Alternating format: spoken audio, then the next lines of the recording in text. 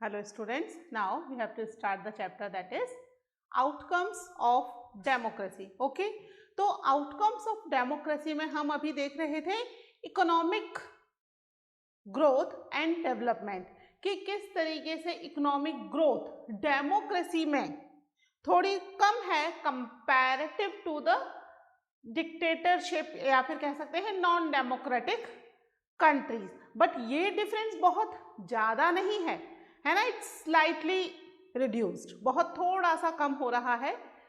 और किसी भी कंट्री में ग्रोथ, इकोनॉमिक ग्रोथ के लिए स्पेशली इन द डेमोक्रेसी में ज़रूरी है 4 फैक्टर्स जो हमने कल ऑलरेडी डिस्कस कर लिए थे। आज हम डिस्कस करेंगे इकोनॉमिक आउटकम्स ऑफ डेमोक्रेसी। ठीक है, इकोनॉमिक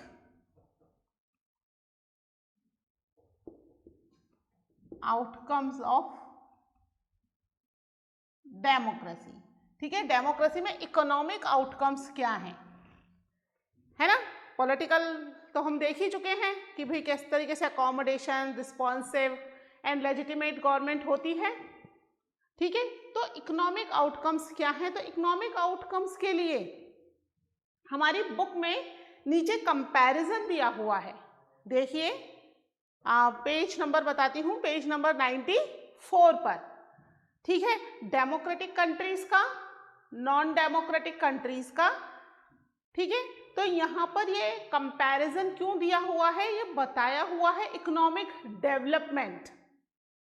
ओके, कि कितना इकोनॉमिक डेवलपमेंट हो रहा है। वहीं बगल में ही एक और कॉलम दे रखा है अबाउट फ्यू कंट्रीज जिनका कंट्री की इनकम में 20% शेयर है। तो अब ये 20% शेयर टॉप 20 और बॉटम 20 इनका दे रखा है। यानी कि कुछ कंट्रीज तो ऐसी हैं जहां पे कंट्री की इनकम में टॉप 20% शेयर कंट्री की इकोनॉमी का 60% से भी ज़्यादा है। 20% लोग हैं और उनका कंट्रीब्यूशन कंट्री की इकोनॉमी में 60% से भी ज़्यादा है ना। और वहीं पर जो बॉटम 20% लोग हैं उनका कंट्रीब्यूशन कंट्री की इकोनॉमी में 3% भी पूरा नहीं है।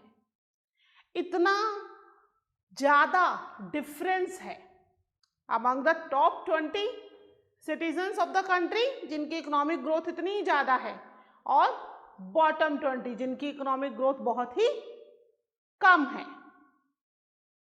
ठीक है, तो कंट्री के अंदर अगर हम बात करें डेमोक्रेसी और डिक्टेटरशिप की तो बहुत ज़्यादा फर्क नहीं है। डेमोक्रेसी की इकोनॉमिक ग्रोथ आप देखोगे कुछ पॉइंट से ही डिक्टेटरशिप से पिछड़ गई है, लेकिन वहीं पर इकोनॉमिक आउटकम्स जो हैं वो थोड़े से कम हैं। दूसरे आउटकम्स का क्या? पॉलिटिकली आपको कोई फ्रीडम नहीं है, सोशली आपको कोई फ्रीडम नहीं है। इकोनॉमिकली कुछ पॉइंट के डिफरेंस के लिए would you like to go with a non democratic country और एनी डिक्टेटरशिप कंट्री?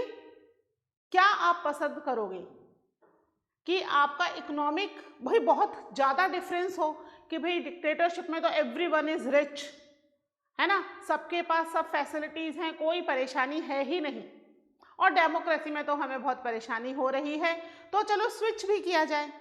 बट यहाँ पर तो इकोनॉमिक ग्रोथ भी बहुत ज़्यादा नहीं है, it's a very slightly increased in the dictatorship, है ना। पॉइंट्स में आप देखोगे कुछ पॉइंट्स का ही डिफरेंस आ रहा है। ठीक है, वहीं पर पुअर कंट्री में तो और भी कम है, बहुत ज़्यादा फर्क है ही नहीं पुअर कंट्रीज में, तो चाहे वो डिक्टेटरशिप हो चाहे वो डेमोक्रेटिक कंट्रीज हो, इकोनॉमिक ग्रोथ दोनों की लगभग सेम है। लेकिन जहां पर डेमोक्रेसी है वहां पर लोगों के पास राइट्स हैं, पॉलिटिकल राइट्स भी हैं, सोशल राइट्स भी हैं। डिक्टेटरशिप में इकोनॉमिक ग्रोथ तो कम है ही, राइट्स भी नहीं है। ठीक है, तो आप किस कंट्री में रहना पसंद करोगे? जहां पर इकोनॉमिक ग्रोथ में कोई ज़्यादा खास डिफरेंस ना हो, बट राइट्स आपको मिल रहे हैं या नहीं मिल रहे हैं। ठीक है, तो यहाँ पर इकोनॉमिक आउटकम्स में हम देखेंगे कि डेमोक्रेटिक कंट्रीज के अंदर जो है इकोनॉमिक ग्रोथ में बहुत ही ज़्यादा फर्क नहीं है। And average dictatorial regime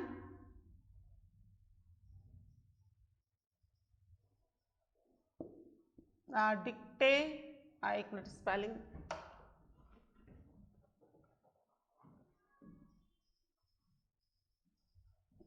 dictatorial है ना, एन एवरेज डिक्टेटोरियल रिजाइम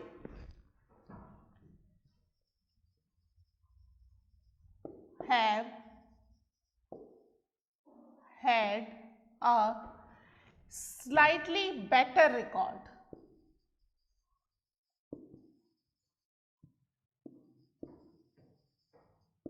ठीक है, slightly better records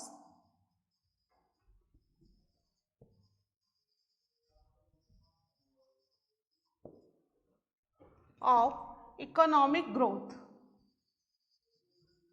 ठीक है, स्लाइटली बेटर है, बहुत ज़्यादा बेटर नहीं है, क्या है, इट्स स्लाइटली बेटर है। किसके कंपैरिजन में, किससे कंपेयर कर रहे हैं हम, डेमोक्रेसी से कंपेयर कर रहे हैं। वहीं पर पुअर कंट्रीज में क्या है, but in poor countries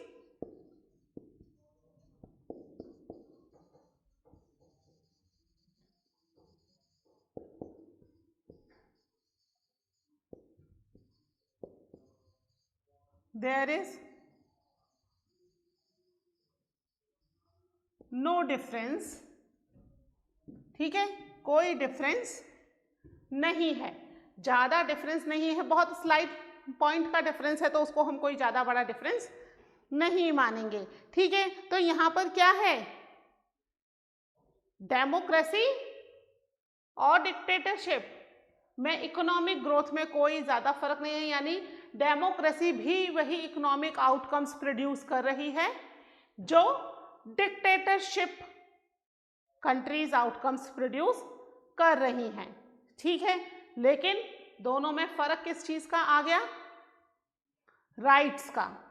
okay, you get the rights in the democratic country and no rights in a dictatorial regime या डिक्टेटोरियल कंट्रीज में कोई राइट्स नहीं है।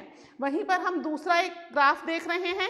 ठीक है, उसके अंदर क्या है, इनकम में बहुत ज्यादा इनइक्वालिटी है। ठीक है, either it is dictatorial regime और इट्स अ डेमोक्रेटिक कंट्री, इससे कोई ज्यादा फर्क नहीं पड़ रहा।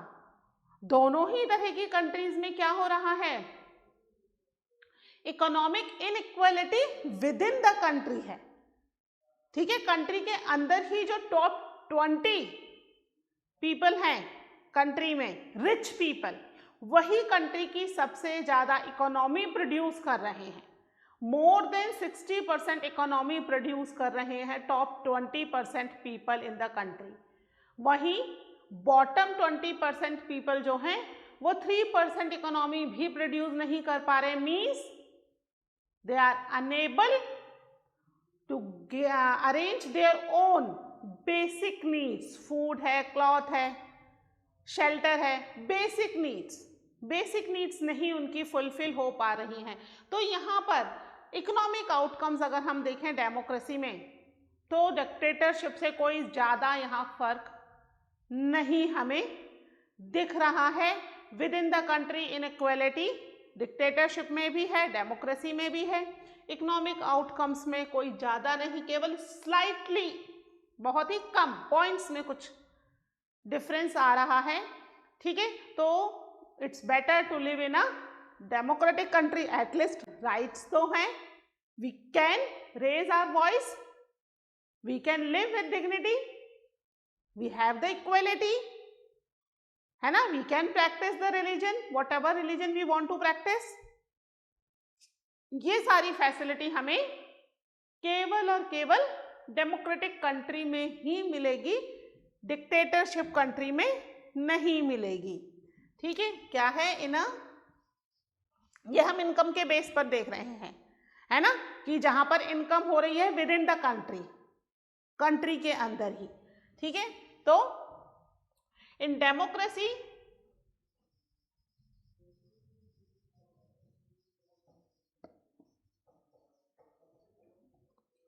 there can be a very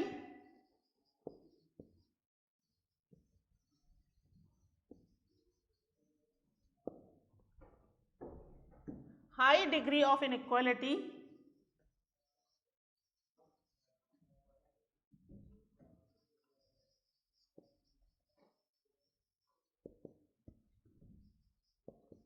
in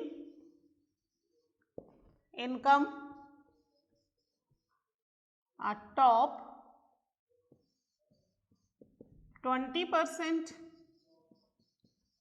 people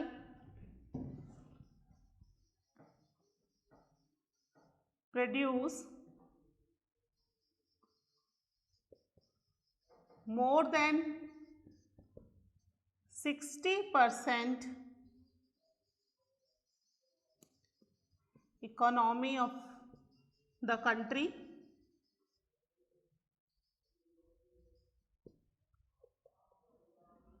ठीक है। On the other hand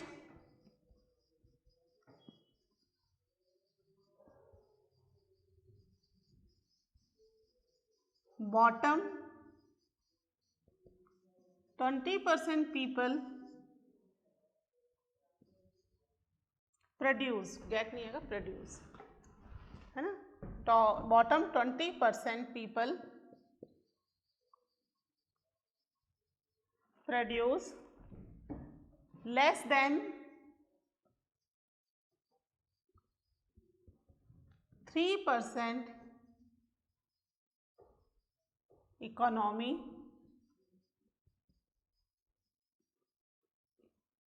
in the country। तो यहां पर क्या है, very high degree of inequality है इन इनकम। ठीक है, 20%, टॉप 20% है ना, टॉप 20% पीपल क्या कर रहे हैं, 60% इकोनॉमी है, और बॉटम 20% क्या कर रहे हैं, उनकी इकोनॉमी केवल 3%, 3% भी नहीं, लेस देन 3% है, 2 पॉइंट समथिंग हम उसमें देख रहे हैं, हमारे पास जो चार्ट दिया गया है उसमें लेस देन 3%, यानी 3% भी नहीं है।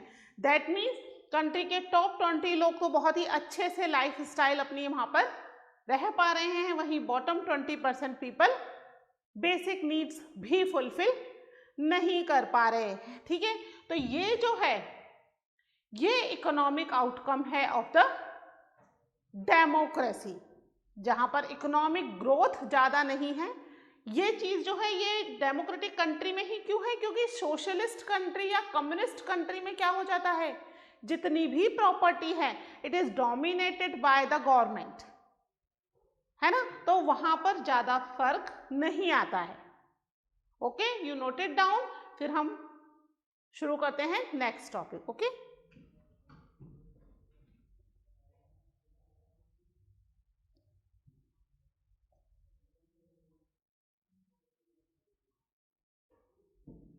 ठीक है, इसको रब कर दूं मैं।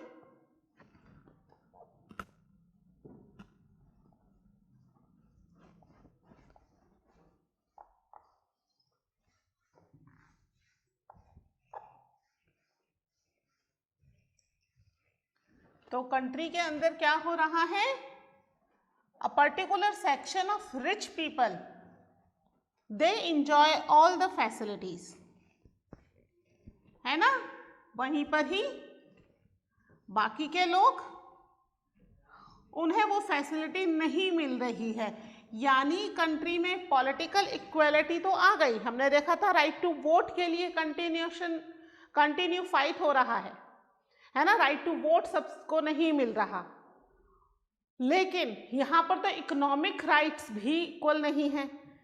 तो ये क्या है, हम बात कर रहे हैं कि डेमोक्रेसी में इक्वेलिटी है, बट यहां तो इनइक्वेलिटी हो गई।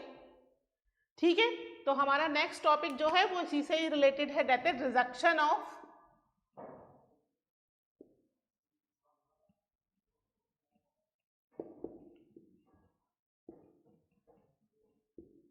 inequality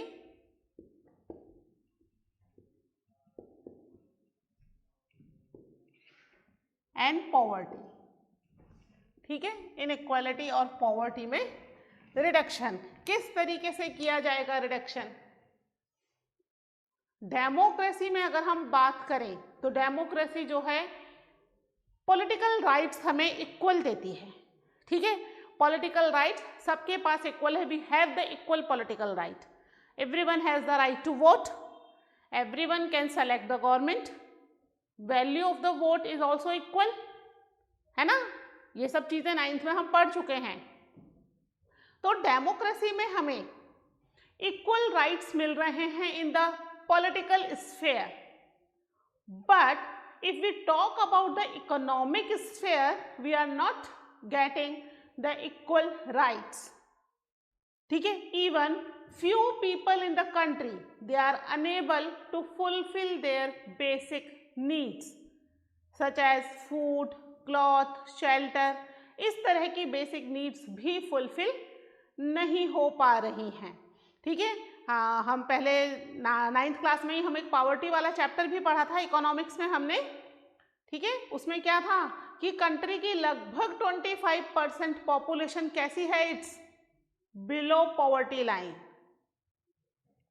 और जो बिलो पॉवर्टी लाइन है इसका मतलब क्या है कि वो इतना भी अर्न नहीं कर पा रहे कि वो अपनी बेसिक नीड्स को फुलफिल कर पाए। अंडरस्टूड? तो यहां पर हमें पॉलिटिकल डेमोक्रेसी में पॉलिटिकल इक्वलिटी मिल रही है बट इकोनॉमिक इक्वलिटी नहीं मिल रही है। क्या कर रही है डेमोक्रेसी? आर बेस्ड ऑन, किस पर बेस्ड है डेमोक्रेसी?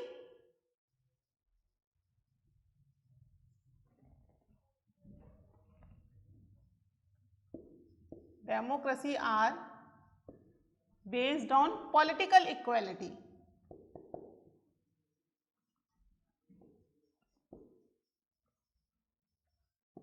ठीक है, पॉलिटिकल इक्वलिटी क्या होती है? राइट टू वोट है ना? Anyone can contest in the election, हमारे वोट की वैल्यू इक्वल है, ये सारे राइट्स हमें मिल रहे हैं। लेकिन अगर हम बात करें इकोनॉमी की, but do not very successful,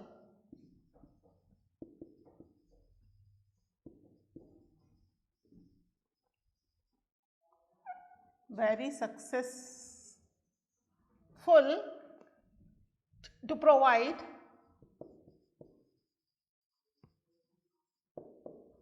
the economic equality।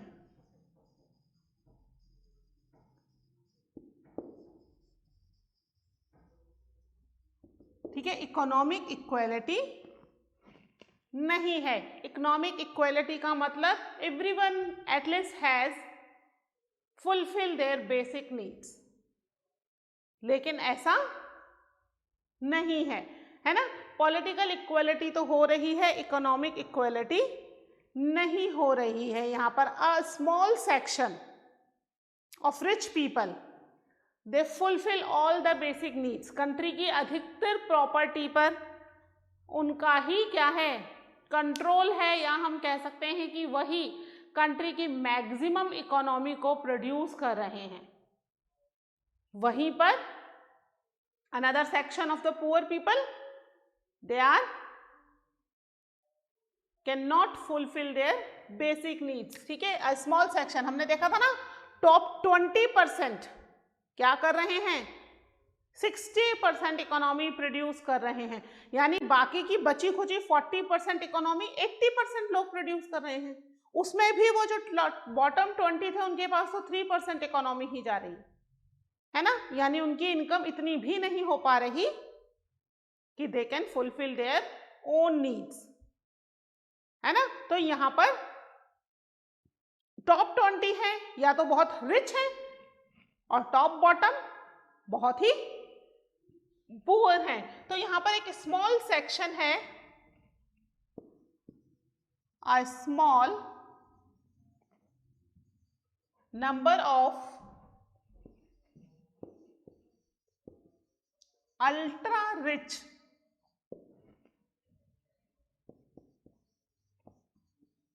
people enjoy a highly disproportionate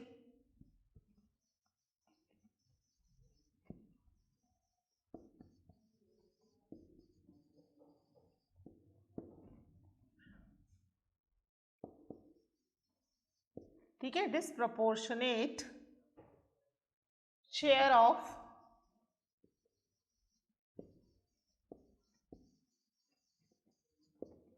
of wealth and income. ठीक है, a small number of ultra rich section कह सकते हैं या अल्ट्रा रिच पीपल, जो कि क्या कर रहे हैं, कंट्री की पूरी प्रॉपर्टी में उनका ही सबसे ज्यादा हाथ है, वो क्या कर रहे हैं, their share in the total income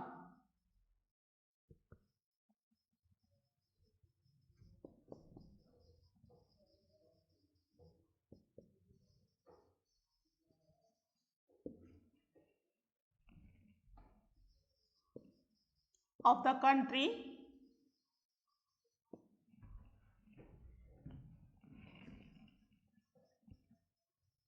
has been increased। ठीक है, किनका यहाँ देयर कौन है, देयर है that is ultra rich people. तो कंट्री के इनकम में उनका शेयर क्या होता जा रहा है, that is increased, continue increase हो रहा है। वहीं पर जो दूसरा सेक्शन है उसका क्या हो रहा है, वो अपनी बेसिक नीड्स भी फुलफिल नहीं कर पा रहे हैं। ठीक है, those at the bottom of the society,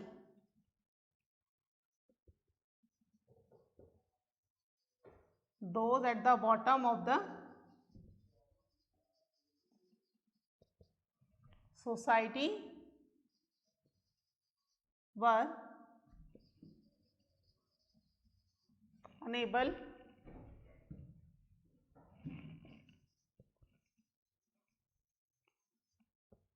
to fulfill their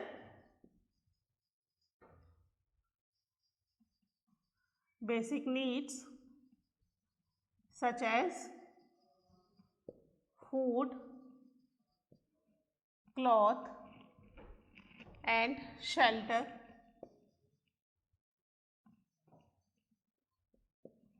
ठीक है, इसके अलावा हेल्थ है या फिर एजुकेशन है, ये सारी फैसिलिटीज भी नहीं कर पा रहे। लिख लेते हैं, चलो, हेल्थ एंड एजुकेशन एक्सेट्रा। हमारी कंट्री में तो और भी बुरी हालत है ना, हमारी कंट्री में तो और भी लोगों के पास शेल्टर के साथ साथ सराउंडिंग्स भी गुड नहीं है। जहां भी उन्हें शेल्टर मिल रहा है, that surroundings are not good. Slums का नाम सुना है ना आपने, स्लम्स क्या होते हैं, झुग्गी झोपड़ियां हैं और आसपास सारे में गंदगी ही गंदगी होती है। ठीक है, तो यहाँ पर जो बॉटम सेक्शन है सोसाइटी का, उनकी बेसिक नीड्स नहीं फुलफिल हो पा रही, वहीं एक सेक्शन बहुत ज्यादा रिच है। तो जो इनइक्वालिटी है इन द इकोनॉमिक स्फेयर, वो नहीं खत्म हो पा रही डेमोक्रेसी में। ऐसा पॉसिबल नहीं हो पा रहा। क्यों नहीं हो पा रहा, because everyone has the equal right. जो अर्न करना चाहते हैं वो अर्न कर रहे हैं, लेकिन वहीं पर कुछ लोग ऐसे हैं जो अर्न करना चाहते हैं but they were not getting the proper chance या प्रॉपर फैसिलिटीज, उन्हें प्रॉपर फैसिलिटीज नहीं मिल रही हैं। ठीक है, तो डेमोक्रेसी का एक ये भी आउटकम है कि जो इनइक्वालिटी है इन द इकोनॉमिक स्फीयर, उसमें रिडक्शन तो गवर्नमेंट करना चाह रही है पॉवर्टी में और इनइक्वालिटी में, बट वो उस लेवल पर नहीं हो पा रहा है जिस लेवल पर वो करना चाह रही है। ठीक है, पुअर जो है उनकी कंडीशन एज सच इतनी अच्छी नहीं है। ठीक है, इसको लिख लीजिए, फिर एक दो पॉइंट और हैं वो और लिखते हैं।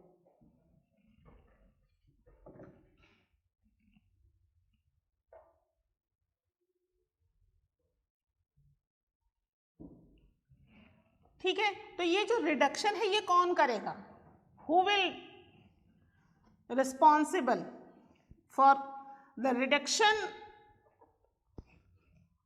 of this equality या inequality and poverty, basically government करेगी, ठीक है ना।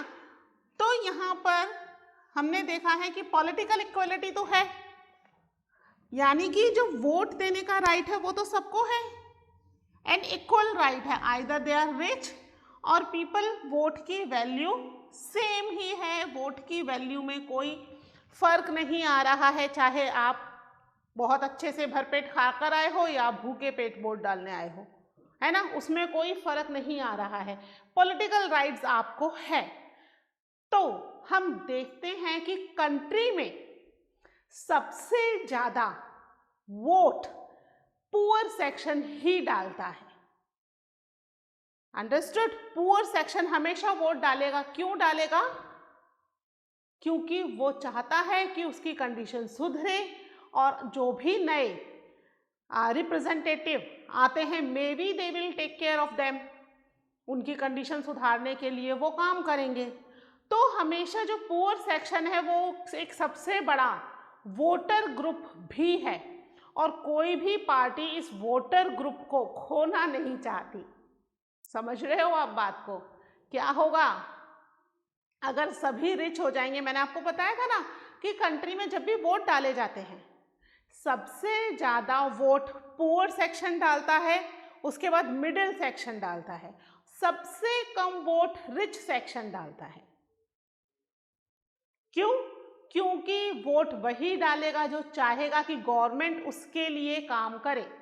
रिच सेक्शन की तो सारी जरूरतें फुलफिल है ना, उन्हें जरूरत ही नहीं है, उल्टा वो गवर्नमेंट को पैसे दे रहे हैं to fight the elections, to contest in the election, है ना, वो तो डोनेशन दे रहे हैं और गवर्नमेंट को उल्टा।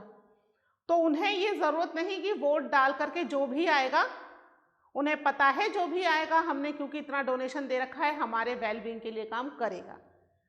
परेशानी है मिडिल सेक्शन और पुअर सेक्शन की।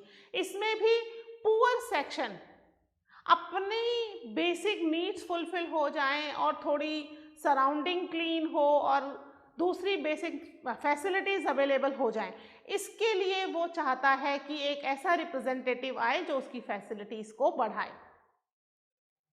तो यहाँ पर सबसे बड़ा वोट बैंक पुअर सेक्शन है, पुअर कॉन्स्टिट्यूएंसीज जो हैं वहां से प्रॉपर वोट आते हैं, एंड कोई भी पार्टी नहीं चाहती कि ये कॉन्स्टिट्यूएंसीज खत्म हो जाए।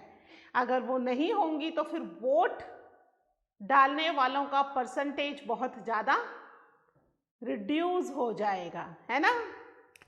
क्या है यहाँ पर? That the poor constituency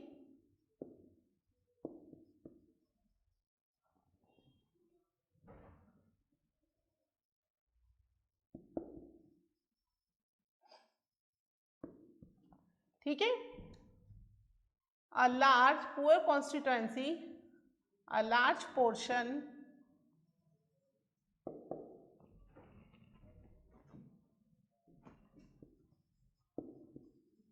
of voters, ठीक है, and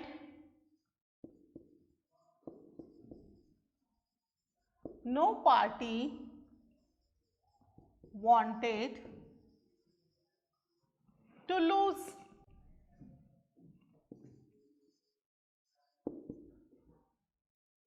these वोटर्स, ठीक है, कोई भी पार्टी इन वोटर्स को लूज करना नहीं चाहती है, ठीक है, क्योंकि क्या है the poor constituency, they are the large section, poor constituency are हो जाएगा, are a large portion of voters and no party wanted to lose these voters, ठीक है। अगर डेवलपमेंट हो जाएगा, प्रॉपर फैसिलिटीज मिल जाएंगी तो फिर क्या करेंगे ये लोग? वोट डालेंगे। ये भी तो फिर मिडिल और रिच सेक्शन में आ जाएंगे, है ना। मिडिल सेक्शन डालता है बट उतना ज्यादा नहीं जितना ज्यादा पुअर सेक्शन डालता है ना। तो डेमोक्रेटिकली इलेक्टेड गवर्नमेंट जो है वो कंडीशन सुधारना तो चाहती है, ठीक है, पॉवर्टी की प्रॉब्लम को सॉल्व करना चाहती है, बट ये वोट बैंक भी चाहती है कि ये वोट बैंक भी खत्म ना हो, ठीक है। तो इसीलिए बार बार गवर्नमेंट हम चेंज करते रहते हैं, जिससे कि वो जो नई गवर्नमेंट आएगी, that government will provide us more facility. ठीक है, तो गवर्नमेंट है जो वो चाहती है कि वो पॉवर्टी की प्रॉब्लम को सॉर्ट आउट करे। ठीक है, कौन सी government? The democratically elected government.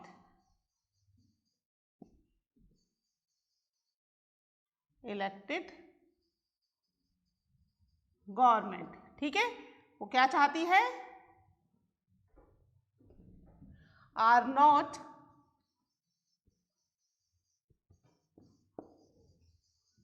so keen to the address of their problems such as, कौन सी प्रॉब्लम? पॉवर्टी। ठीक है, क्यों नहीं करना चाहती? Why they are not so keen? Because if they did this, poverty खत्म हो जाएगी तो क्या हो जाएगा? वोट बैंक भी खत्म हो जाएगा, है ना। रिच पीपल तो वोट डालेंगे उसी को ही जो उनके लिए पॉलिसी बनाएगी, पहले से ही बातचीत हो जाती है। मिडिल क्लास पीपल भी बहुत कम वोट करते हैं, केवल पुअर सेक्शन है जो कि इस आस में सबसे ज़्यादा वोट करता है कि डेमोक्रेटिक गवर्नमेंट आएगी और उसके प्रॉब्लम्स को सॉर्ट आउट करके उसके लिए काफ़ी सारी फैसिलिटीज़ अवेलेबल करवा देगी। ठीक है, तो इस तरह हम देखते हैं कि गवर्नमेंट जो है पॉवर्टी रिडक्शन के लिए काम किस तरीके से कर रही है ना। और यहाँ पर कंट्री में प्रॉपर डिस्ट्रीब्यूशन ऑफ इकोनॉमी नहीं है। ठीक है, इसके अलावा कंट्री के डेमोक्रेटिक गवर्नमेंट अपने बेनिफिट के लिए कई बार इन प्रॉब्लम्स पर ध्यान नहीं देती है। ठीक है, इसके साथ ही ये टॉपिक अपना कंप्लीट होता है। नया टॉपिक शुरू करेंगे in the next lecture. Okay, till then take care, bye.